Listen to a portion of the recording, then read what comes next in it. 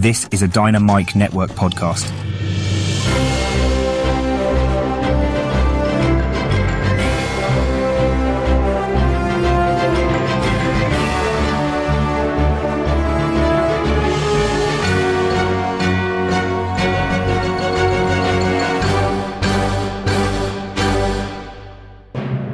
Hi, welcome to the Dynamic Duel Podcast, a weekly show where we review superhero films and debate the superiority between Marvel and DC by comparing their characters in stat-based battle simulations.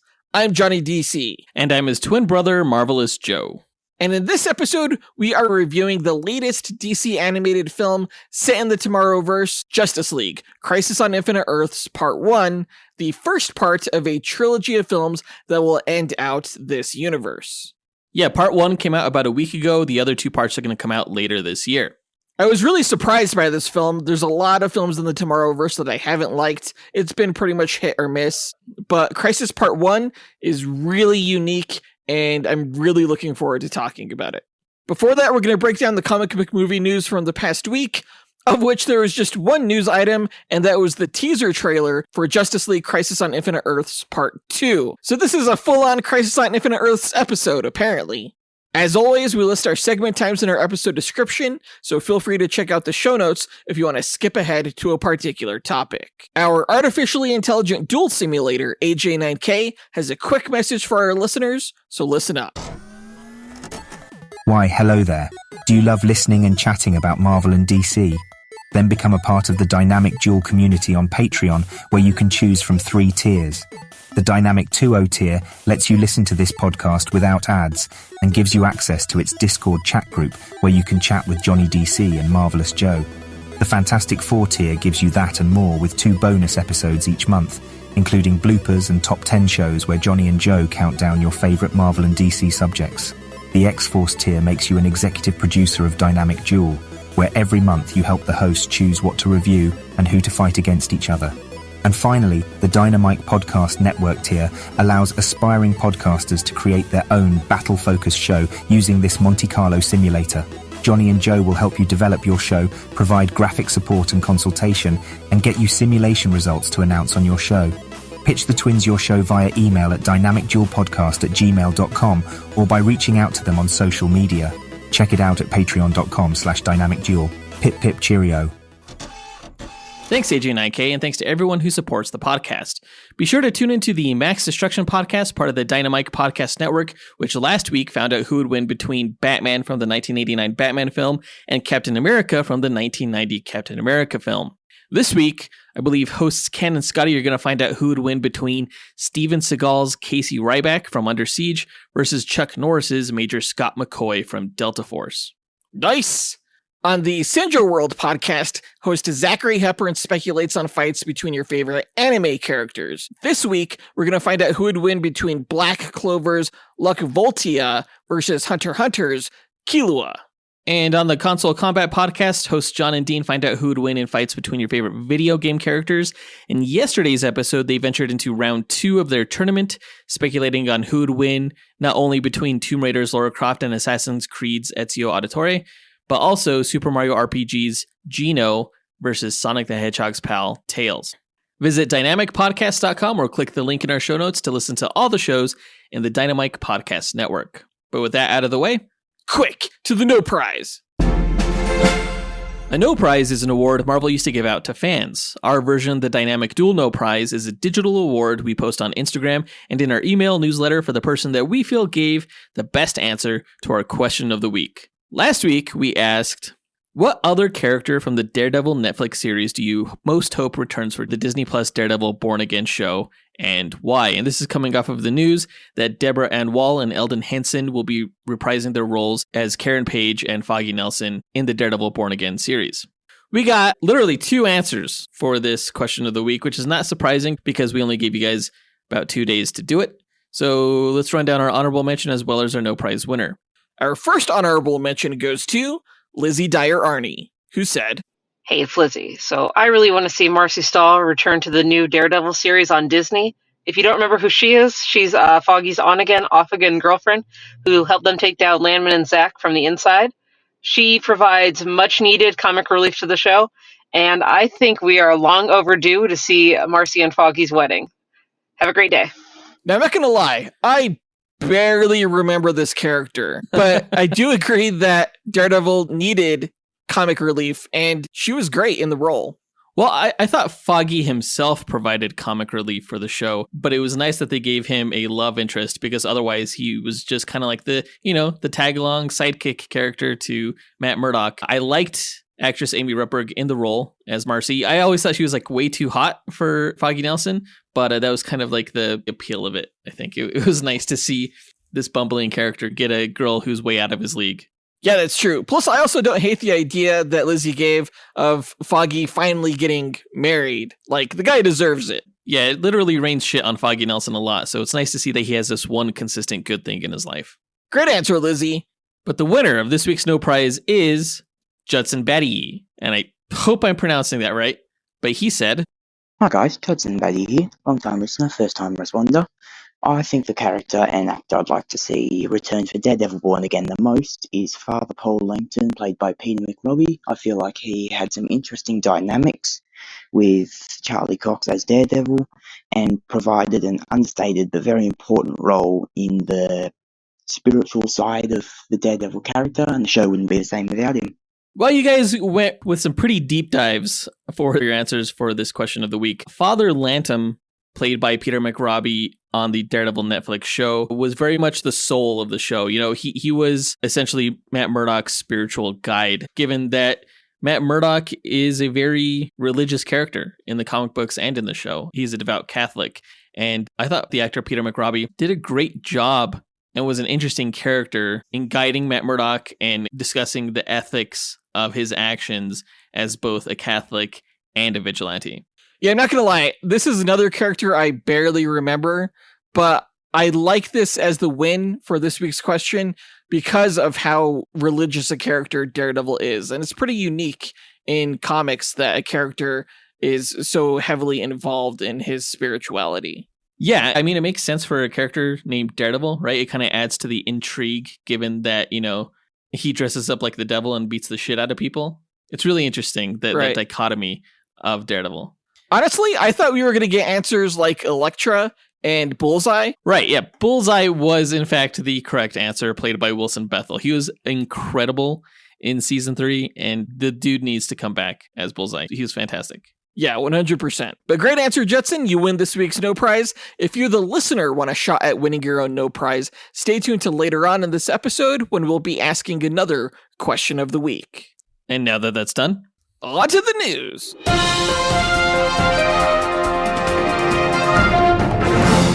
Okay, so we recently got the official teaser trailer for Justice League Crisis on Infinite Earths Part 2, the sequel to the film we're about to review later in this episode, Crisis on Infinite Earths Part 1. Now, in Part 1, there's quite a bit of time jumping, and it looks like that may be the case for Part 2 as well. We learned in Part 1 that Monitor's assistant of sorts, Harbinger, is actually Supergirl from the Legion of Superheroes film, and it looks like in Part 2 we're going to find out exactly how she became Harbinger. It kind of looks like she's going to be the main character of Part 2, honestly, in the same way that Flash was the main character of Part 1. Which is not a big surprise. Of the two major sacrifices that happened in the comic book, Flash and Supergirl were probably the most impactful. My guess is Supergirl does not make it to the end of the film. That's just a guess. Sorry if that's a spoiler.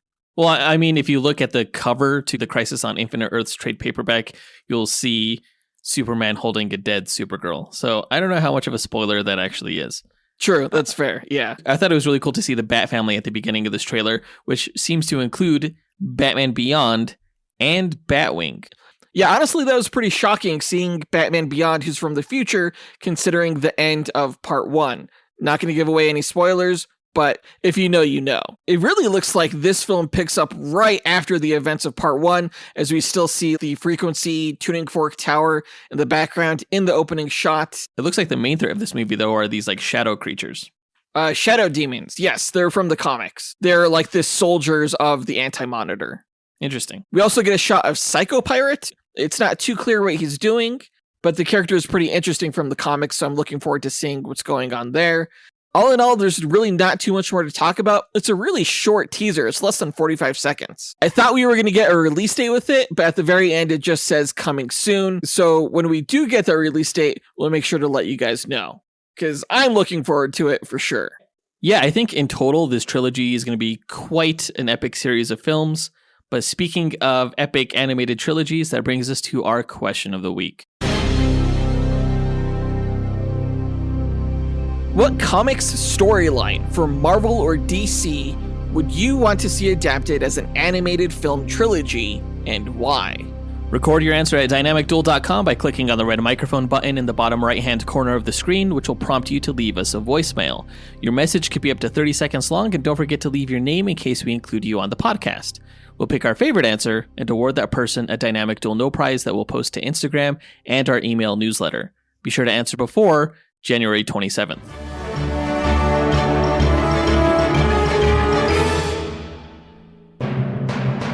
But that does it for all the news for this episode.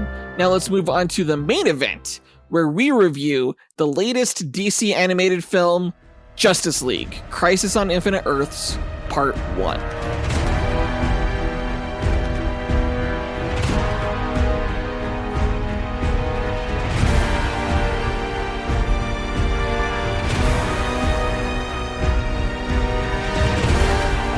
Alright, Justice League: Crisis on Infinite Earths Part 1 is the latest in Warner Bros. Animation's Tomorrowverse world of direct-to-video DC animated films, which is the follow-up universe to the DC animated movie universe that ended with the phenomenal film Justice League Dark Apocalypse War. Comparisons between the animated universes have been inevitable. Most fans, I would say, have been pining for a return to the DC AMU, which had its critics, but has been widely accepted as being superior to the Tomorrowverse. I personally have praised the Tomorrowverse's character designs and premises, but with the exception of the two-part Batman The Long Halloween films, the overall execution of the Tomorrowverse has ranged from fairly decent to borderline unwatchable. So how does Crisis on Infinite Earths, the first part of a trilogy that's being released throughout this year, compare to the other Tomorrowverse films? I'm relieved to say it's one of the best. If you haven't seen it yet, maybe because you've given up on the Tomorrowverse, I definitely recommend watching it, and it makes me want to recommend watching the entirety of the Tomorrowverse beforehand, because it really makes you appreciate little hints and Easter eggs they've sprinkled throughout the other films to show that they've been building up to this concluding trilogy in order to successfully capture the emotional impact that longtime DC fans had while first reading the Crisis on Infinite Earths comic that this film is based on. I don't know. That's a lot to ask audiences, especially our listeners, like putting them through the likes of Justice Society World War II or Legion of Superheroes or Justice League War World. Like, there's a lot of duds that I just would not recommend watching just to better enjoy this film. It's surprising to me that you said that Crisis on Infinite Earths Part 1 is one of the better entries in the Tomorrowverse, because you're right. But also, this movie was mostly okay, so just thinking that it was actually still one of the best makes me kind of sad about the whole Tomorrowverse in general.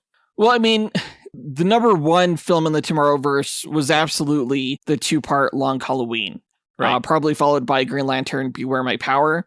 And I'm not sure if I like this as much as Beware My Power. It might be just underneath that, but I still liked this film. Crisis on Infinite Earths is an adaptation of the comic of the same name. Now, if you're not familiar with Crisis on Infinite Earths, it was the first major universe-spanning blockbuster event in comics that drastically changed DC's continuity and delivered explosive stakes for longtime comic readers, going all the way back to 1956, when the introduction of Barry Allen, The Flash, kicked off the Silver Age of comics.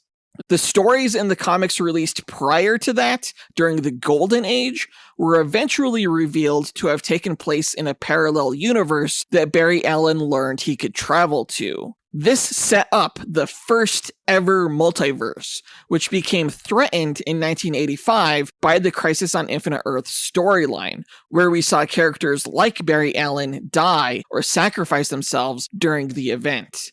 Now, to successfully adapt a story like Crisis on Infinite Earths in animation, you have to try and match what comic book writers had decades to accomplish, creating long-standing relationships between fictional characters and invested audiences through serialized adventure stories.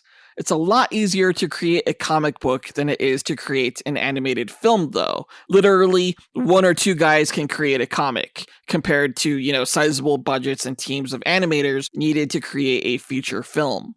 The Tomorrowverse's producers, Jim Krieg and Kimberly Moreau, who wanted to do a Crisis on Infinite Earths adaptation, were allowed to create a 10-film universe, which they used to lead up to this major trilogy event that begins with Crisis on Infinite Earths Part 1. This was only recently revealed, but going back to early films in the Tomorrowverse, it's now apparent that not only have the filmmakers been planning their way to a Crisis story, but also that they've planned on involving prior animated universes, such as the DC AMU and several DC Showcase animated shorts, including Constantine, House of Mystery, Adam Strange, and Kamandi.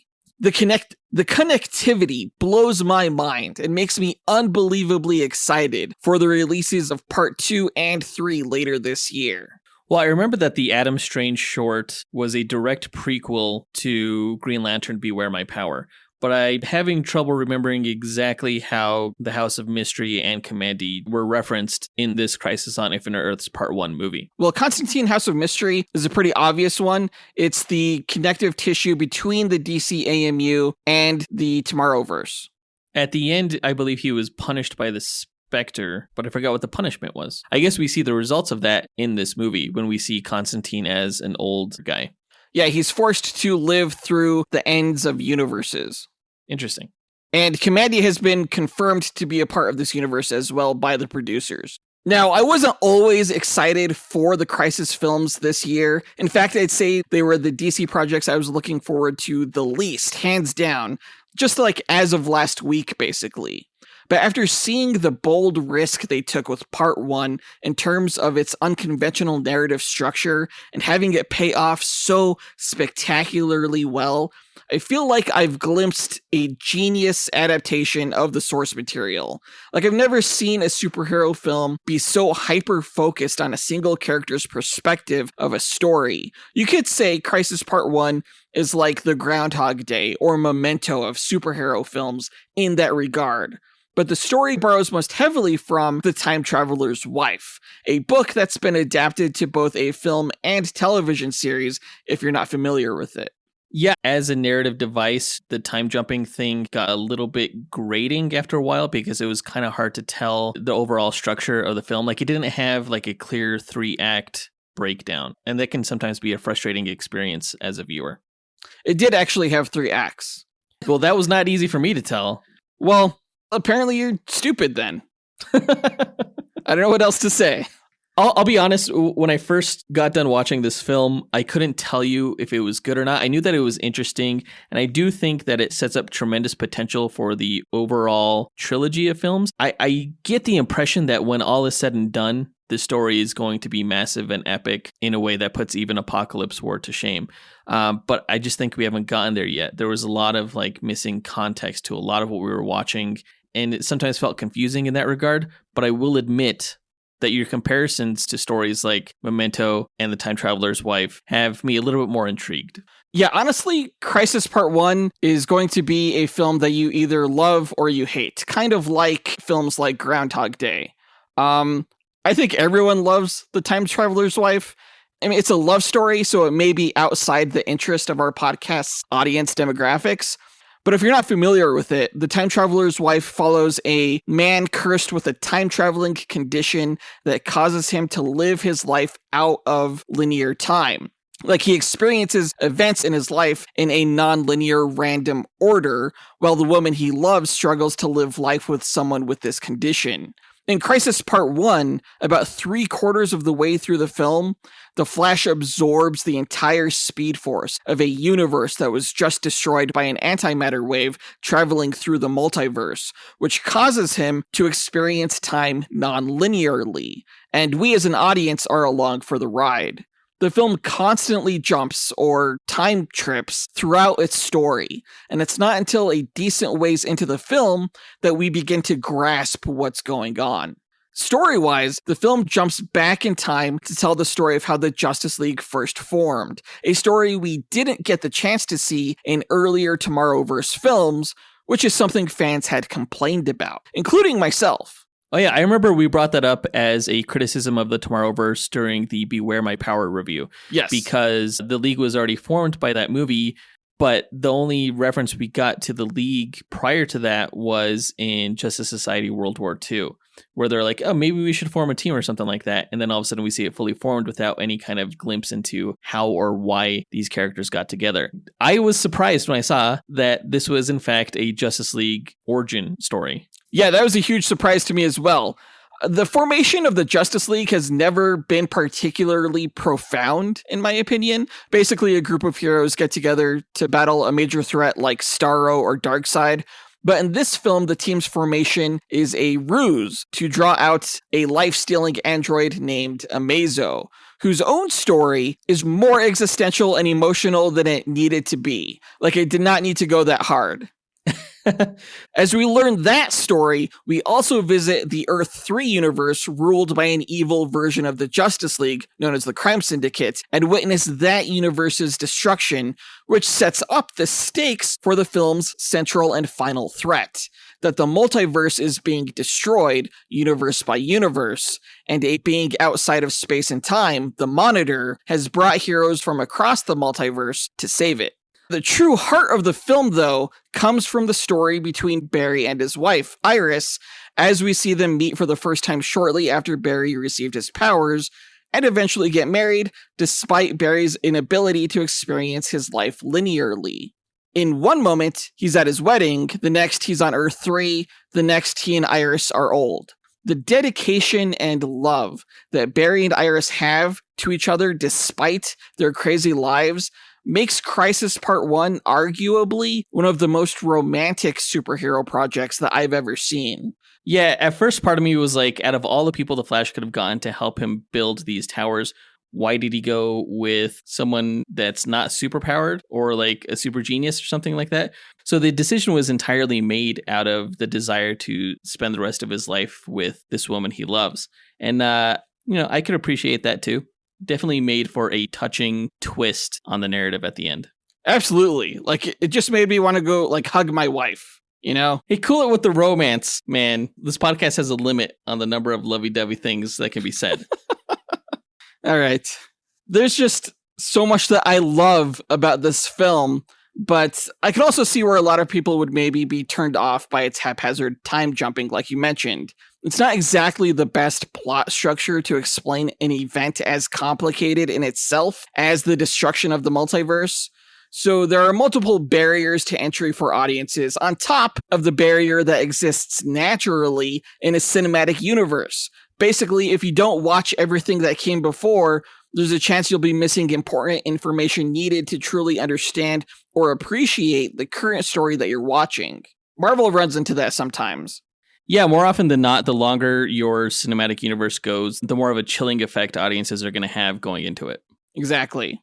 And the only other gripe that I have about the film is the animation. Again, The character designs are great for the most part, although actually there were a few I was really unhappy with in this film. But the animation leaves a lot to be desired. Like, there are some scenes that felt like old school Super Friends cartoons, where the entire frame is still except for characters' mouths moving.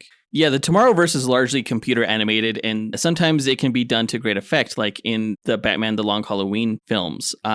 This was nothing like that. Like, sometimes these characters would not blink, and they were just staring, like not even making direct eye contact with who they were talking to, and they look like soulless abominations. But I just think it's probably an issue of timing with the animators. They probably didn't have enough time to actually add all the subtle quirks and eye movements and things like that when producing this film. Maybe for certain characters over others, that's probably true. Now, the film is nowhere near as dynamic as it needs to be, but at least for me personally, the story made up for a lot of the film's drawbacks. Though the film features a large cast of DC characters, it focuses solely on the experiences of one. So there's not many characters to really dive into for a character breakdown, but let's start with the Flash. Now, the Flash, aka Barry Allen, was voiced by Matt Bomer. Now, Matt isn't just a fantastic voice actor, but a great actor in his own right, and as such, is fantastic at capturing emotion. I have to give major credit to the filmmakers for making the decision to get an actor as talented as Matt Bomer to successfully kick off this 3-film conclusion to a cinematic universe. The end of a story should be bittersweet, and Matt Bomer definitely helped make the Flash's ending bittersweet and heartfelt. Yeah, I mean, we saw him portray the character of the Negative Man largely in voice alone for the Doom Patrol television series. It does amaze me how different his voice acting is here for the character of Barry Allen. The guy is super talented. Yeah, for sure. Yeah, his Negative Man was so, melancholic, whereas his Barry is much more bright. Now, for a film in which so many things happen, the character of Barry Allen is relatively static. And that's in part because everything he experiences, whether it be the first time he met his wife or his wedding, he's experiencing as someone who already knows what's going to happen because he's been to the future. What makes him interesting in this film is when he is put in situations that we don't yet know how he's going to get out of it, whether it's going up against Amazo or escaping Earth 3 or preventing the destruction of his universe. In the comics, the Flash sacrificed his life to help save the multiverse, and while he does the same in this film, it's incredibly touching that they still found a way for him to live out an entire lifetime with his wife Iris, happily and with no regrets. And the fact that his last moments existing in time in his universe was at his wedding reception, celebrating with the rest of Earth's heroes, is like the greatest of honors. It literally brought tears to my eyes, and I can think of no ending greater for a hero as important to the comics as the Flash. Yeah, the narrative approach they took with the Flash does make me question some things, particularly when we've seen the character in previous movies such as Justice Society World War II, where we know that he still experienced time linearly throughout the course of that entire adventure, the time traveling notwithstanding. Yeah, that's a good question. At what point in his life did he start time tripping? And it seems like it really kicks in around the time of the formation of the Justice League. Though honestly, parts of it go back to even before that to, when he first gets his powers. Exactly.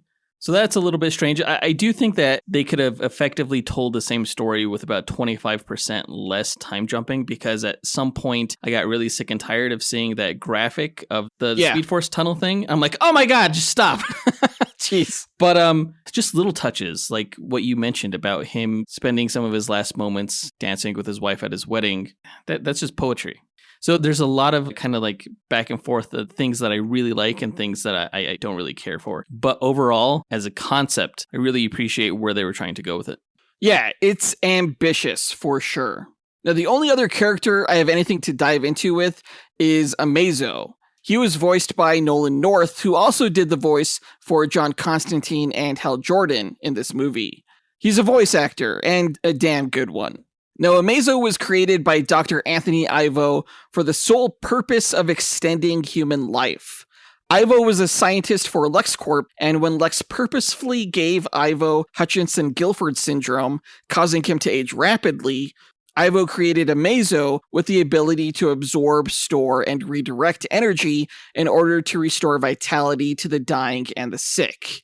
Lex, however, corrupted Amazo's programming so that he was capable of absorbing and using metahuman energy, granting him the powers of Superman and the Flash, among others. Amazo's always been a considerable threat for the Justice League, so I thought having him be the catalyst for the formation of the League was a good choice. But the heroes initially formed the Justice League during a public address as a way to draw out Amazo to them, though it also brought Lex Luthor in an awfully designed mech suit. Yeah, that was horrible looking.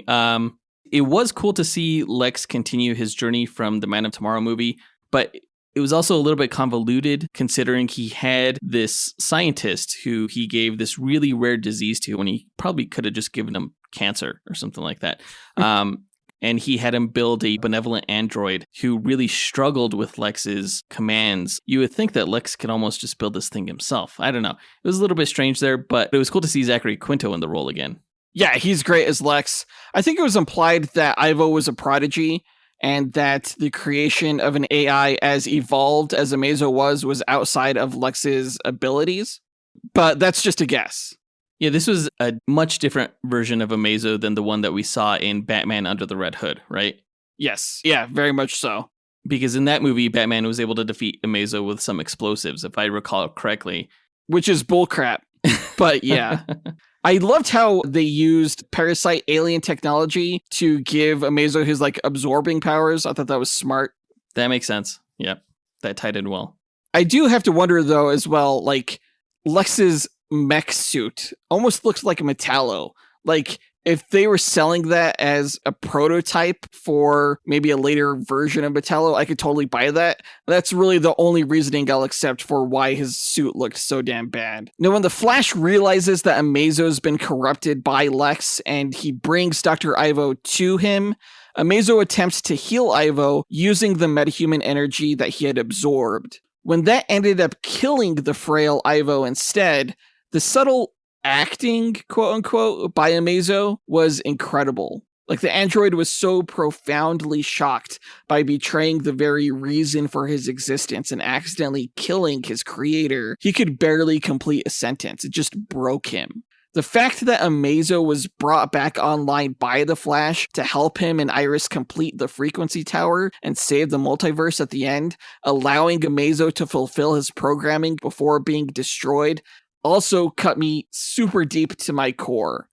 For a character to go from the deepest valley of regret to the utmost peak of fulfillment in his last moment was surprisingly more cathartic than I thought it'd be.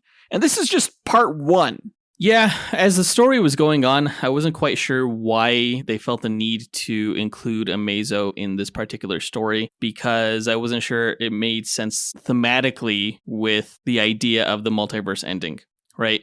By the end, it was clear that they included Amazo because they wanted to tell the story of him fulfilling his programming. I'm not entirely sure it was necessary, though. Why did they need Amazo, who I wasn't even aware was filled in on the frequency tower schematics or anything like that, or what he had to do with that? Iris and Flash could have built that tower themselves. It probably would have taken them a lot longer to do it without Amazo, considering they're not engineers and Amazo is a super intelligent AI. You could argue that he wasn't necessary to the story, but I actually really like that they were able to introduce him again as the threat that resulted in the formation of the League, but also coming full circle to have him be the one that helps save humanity at the end of the movie. It's just good writing. And with that said, let's move on to our story highlights.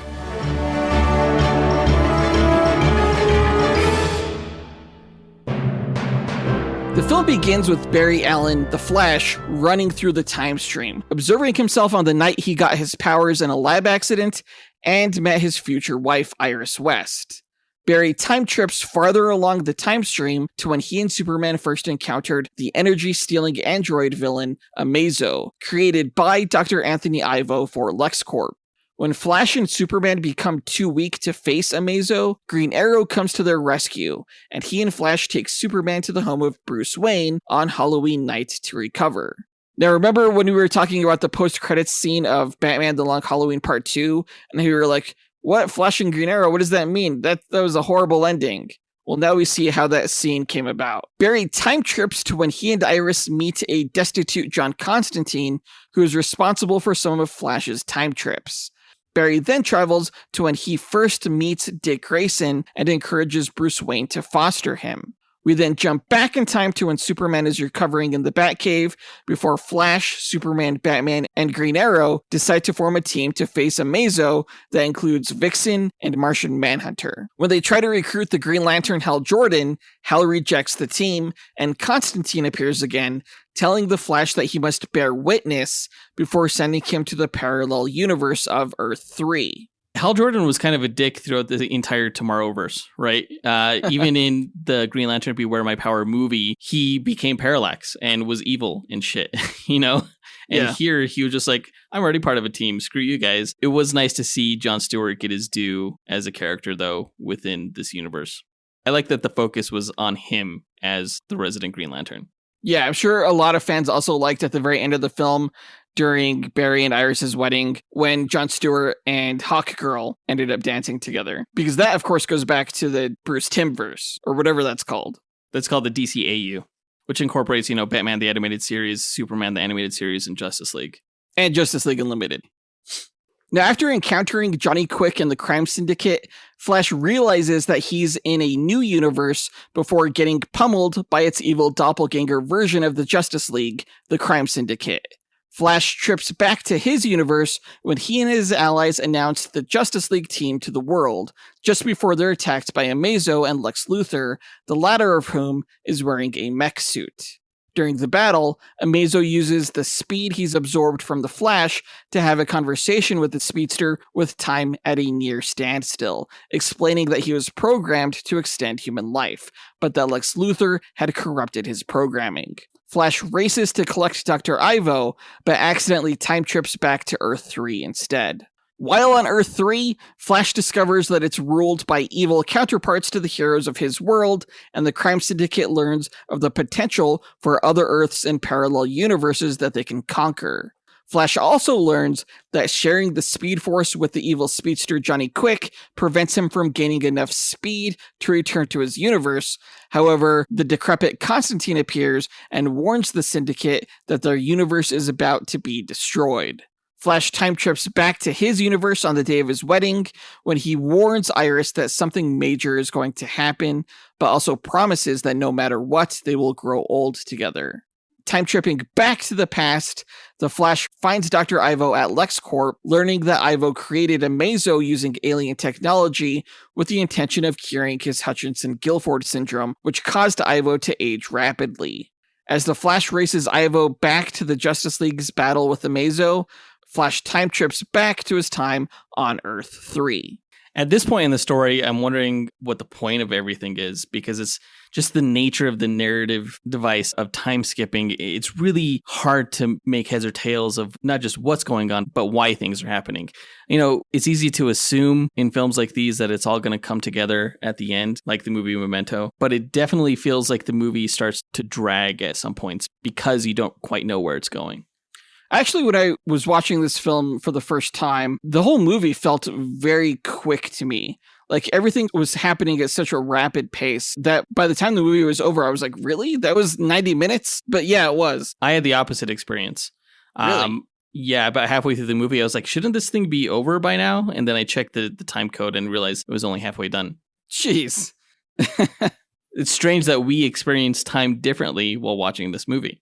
Honestly, I don't think you could think this movie was slow. Like, I can get, being confused by what's going on, because there certainly was a time towards the beginning of the film where I didn't realize what was going on either.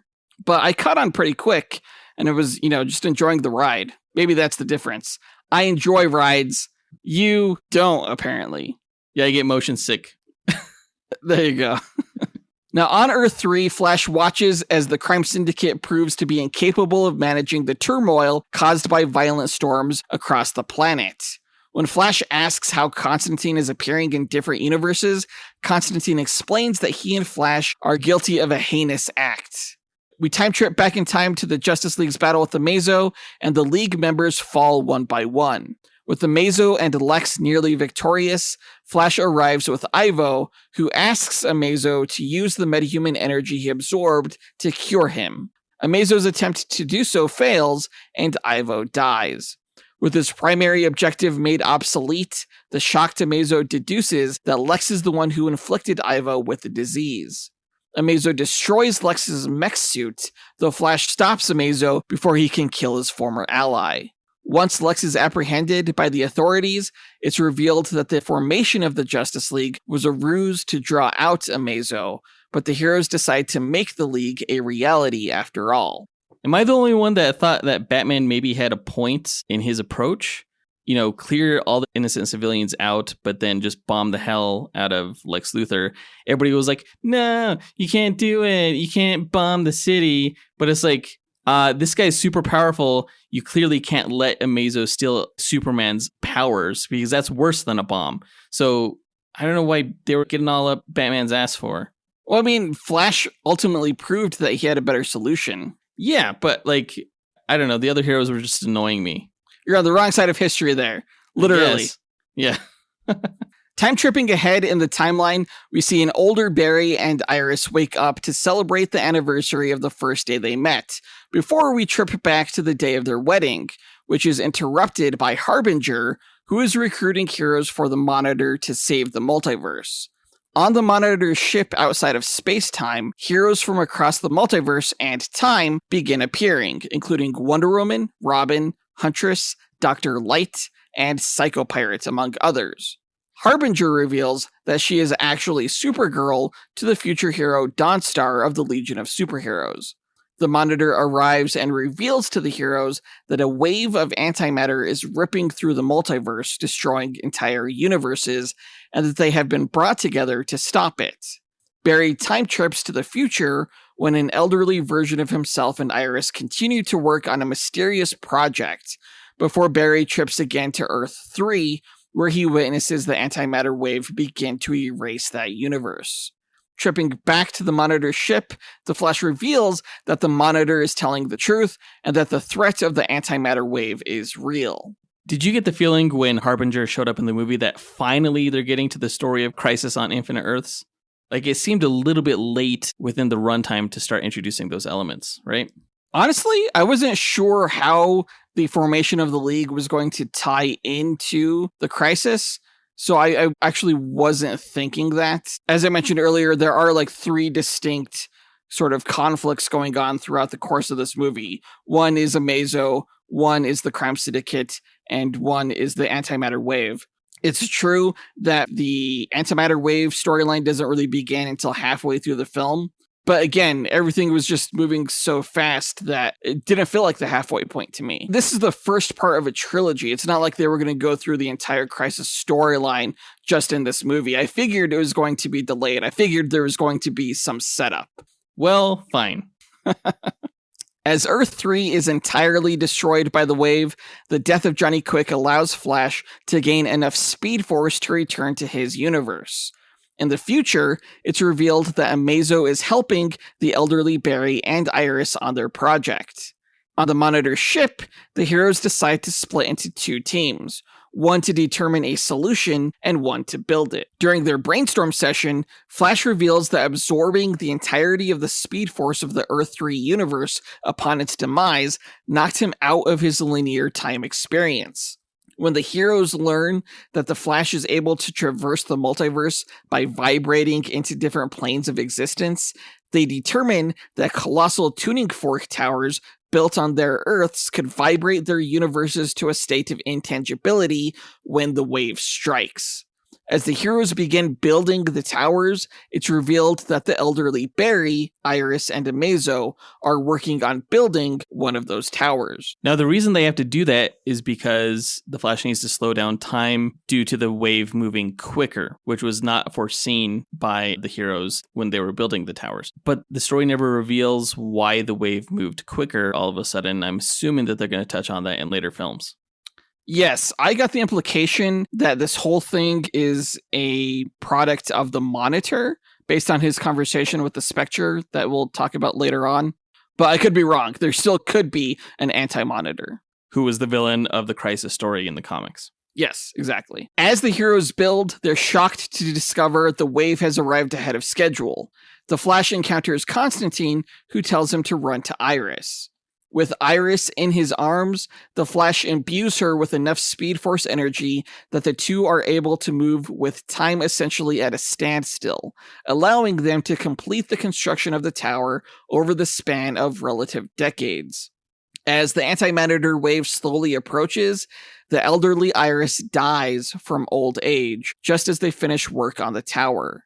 As the elderly Barry charges up the tower by running on a power-generating turbine, the heroes experiencing time normally watch as the tower is constructed at rapid speed before them just as the wave hits. Though the tower is destroyed as the wave passes over, the tower's frequency was successfully transmitted throughout the multiverse, saving countless Earths. Infinite Earths. Maybe not infinite, but a whole hell of a lot. I'm calling bullshit on the marketing. The Spectre meets with the Monitor, who has determined that his experiment was a success, though he was doubtful it would be. The Spectre then visits the elderly Barry and reveals that Amazo, now destroyed, knew he had succeeded in his mission to extend human life in his last moment. The Spectre also reveals that though he is an agent of God's wrath, Barry has atoned for his responsibility in helping cause the events that had transpired. As the Speed Force absorbs Barry into it, in his final moments, he's able to warn his younger self the day of his accident, and Bruce Wayne and Warlord, that they must go back to before the beginning.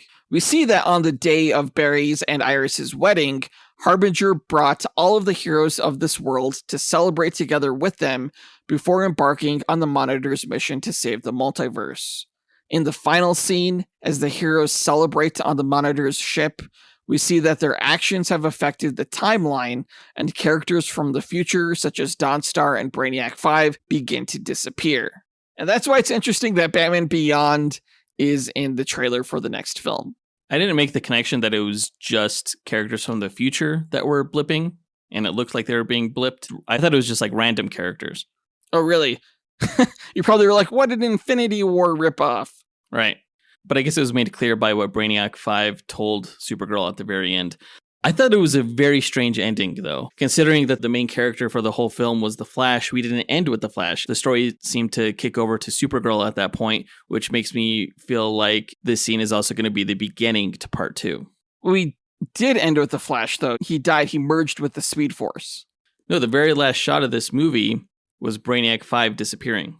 Right, I know, but that's just set up for the next film. You were saying that you were surprised it didn't end with the Flash, and I'm saying, what the fuck? Of course they would set up the next movie. It's a fucking trilogy.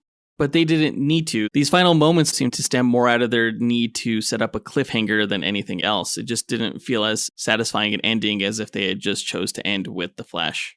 It's part 1 of a fucking trilogy. It doesn't need to be satisfying. It should set up the next film. It should make you eager for the continued storyline. I don't think they needed to end it with just the Flash. I'm actually pretty intrigued by how they ended it because it continues the conflict, right? There's more story to be told. What threw me at the end of this actually was the whole Bruce Wayne on Skartaris scene, because I was under the impression that that was just a hallucination induced by Warworld. And I'm wondering if they're implying that actually that was a real universe. That wouldn't make sense because Warworld doesn't have time travel portal capabilities. No, it did. Actually, they said in the Warworld film that Mongol had been scouring the multiverse on Warworld. So you're saying that Wonder Woman actually went to the Wild West and Superman actually went to the 1950s? I mean, I think that's what this implies. No, I don't think so. Okay, I mean, why not? Why not? I guess we'll find out in future films. Again, we have no idea when they're coming, but I'm looking forward to them because this film was really good, in my opinion. Its unconventional narrative structure ultimately pays off as its emotional ending sets up the promise of a fascinating conclusion to this animated universe. The film wasn't perfect, and I know it's going to put off a lot of people, so I'm giving it 3.5 out of 5 stars. A fresh rating on Rotten Tomatoes. And actually, to your credit, Joseph, you had to talk me down from giving it 4 stars. It's definitely not a 4-star film. It's going to be divisive. I think it raises a lot of questions while you're watching it and can be frustrating, which is not a great movie-going experience. I think what it tried to do is better in concept than what it did in practice. As could be said for the rest of the Tomorrowverse. Oh, for sure. Yeah, I think at least each concept that each movie set up in the Tomorrowverse had potential. And honestly, the best thing that you can say about Crisis Part 1 is that the potential stories that it has set up for Parts 2 and Part 3 look to be epic as hell. And I really hope that the Tomorrowverse is able to stick this landing and end in a great way. Yeah, I hope they will. You know, honestly, if they take more bold swings like what they did here, I'm all for it, honestly. And I just have to appreciate the ambition it took to do something like Crisis Part 1, because not only did it tell a really good story, unconventional as it was, they also showed a little bit of genius when it came to how they're adapting this Crisis story. But that does it for this review. Let us know what you thought about the movie by writing to us at dynamicduelpodcast@gmail.com or by visiting us on Instagram, which you can find a link to in our show notes or by visiting our website, dynamicduel.com. And on our site, you could also find a link to our Patreon page where you can join our Dynamic 2.0 tier and chat with us and fellow listeners, our Fantastic 4 tier, which gets you bonus content each month, our X-Force tier that makes you an executive producer of this podcast, or our newest tier that lets you join our Dynamite Podcast Network. Please don't forget to rate the show on Apple Podcasts, Spotify, Podchaser, or on our website. Our next episode is going to be another review. We're going to discuss Season 1 of the Disney Plus Marvel television series, Echo. Also a divisive series, but you'll get our thoughts on it next week. But that does it for this episode. We want to give a big thanks to our executive producers, Ken Johnson, John Starosky, Zachary Hepburn, Dustyn Balcom, Miggy Matanguihan, Brandon Estergard, Nathaniel Wagner, Levi Yeaton, Nick Abanto, Austin Wesolowski, AJ Dunkerley, Scott Camacho, Adam Speas, Andrew Schunk, and Dean Maleski for helping make this podcast possible. And we'll talk to you guys next week. Up, up, and away! True believers. More like Crisis of Infinite Girth, am I right?